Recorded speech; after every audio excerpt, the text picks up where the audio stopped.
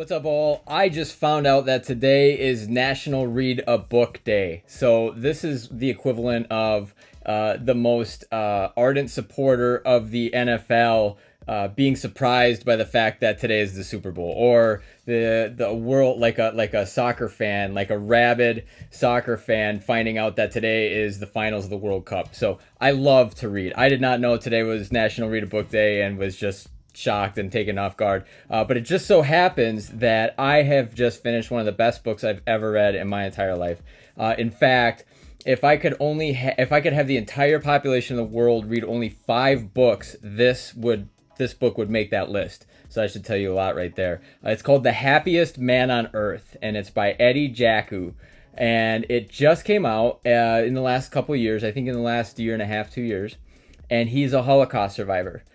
Incidentally, if I could have every person in the world read only 5 books, 2 other Holocaust survivors would also make that list. There's no coincidence there, because it's in experiencing the absolute worst that man can offer that we can learn the most, I believe.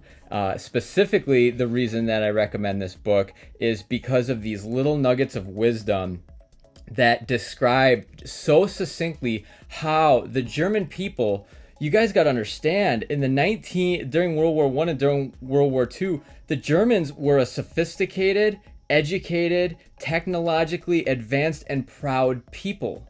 Like, they were not barbarians. They were they were at the cutting edge of technology. You could describe a modern day America in this same set of circumstances. Yet they went from this kind of civilization to brutally subjugating entire people groups, mass murdering. Everyday Germans were involved in this. They would see it happening. Not everybody was obviously doing it, but how does a civilization go from that to cold-blooded killers? And it's just one of the most important topics of our day. And here's why, you guys.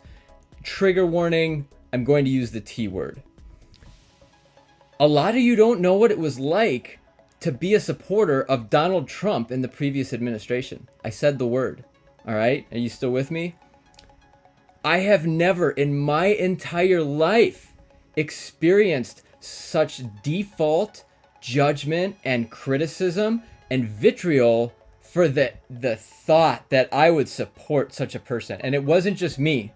It was, quite a few other Americans. In fact, half the country that voted anyway. And here's the thing, and here's why this is so important, you guys. It has nothing to do with Donald Trump and everything to do with the powers behind creating these enemies within ourselves. I want to read with you a couple quotes from Eddie Jaku, what he describes the sequence of events of how a civilization goes from just these good, decent, hardworking people to brutally murdering their fellow countrymen. It starts with hatred, he says, and it ends in death. The death of your own soul and the death of those you oppose. It starts in hatred. Remember that. Another one about fascism. This is fascism, he says. They make victims of everybody. The oppressors lived in just as much fear as the oppressed. There was the oppressors felt like this compulsion to hate the others and contain these others out of fear. And that fear was what I really want to focus on. And last is this. This is the most important quote. And I'll just leave you with my recommendation after this, but this is the most important quote to take away from me. It starts with fear, and then causing one group of people to hate another group of people.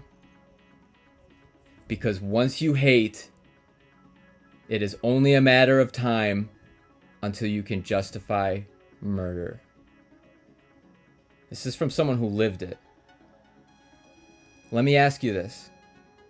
Did you hate the people on the other side of the political aisle in this last election? In any election? At any time in your entire life? Do you have hate for others who believe differently than you do? Politics, religion, no religion, science, vaccines. Oh, shoot, I said the word, now I'll probably get censored. Do you have hatred in your heart? Because I think Eddie Jaku nails it on the head. Hits the nail on the head. He lived it, you guys. He saw the just unspeakable things. You have to read this book. This book is fantastic because he's such a good person. And notice the title, The Happiest Man on Earth. A guy who went through the Holocaust, who was persecuted ever since he was a teenager in trade school. He literally had to change his name. I think it was at the age of 12. Like, that should be kind of an indicator, like, hey, something's not right here. You have to change your name to protect your ethnicity. But I'm going to say it one more time. It starts with fear and causing one group of people to hate another group of people. Because once you hate, it is only a matter of time until you can justify murder.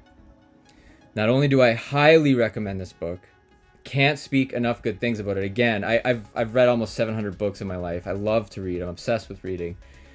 This is in the top. If I could have every world citizen read only 5 books, this would make that list. I cannot tell you how powerful, succinct, and just profoundly significant this book is, especially in its timing, its release, for our day and age, you guys. Because what I experienced from 2016 to 2020, nobody should ever have to experience that. No one ever should have to experience the absolute default judgment by others because of something that they believe.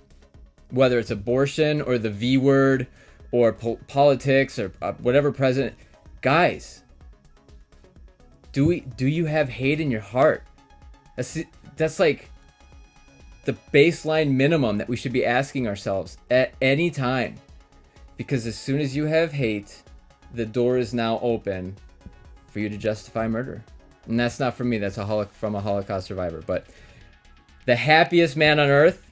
Oh, by the way, it's not all doom and gloom, this book. Obviously, there's a horrific side of things. But at the end of it, he just gives this beautiful list of what it takes to be happy.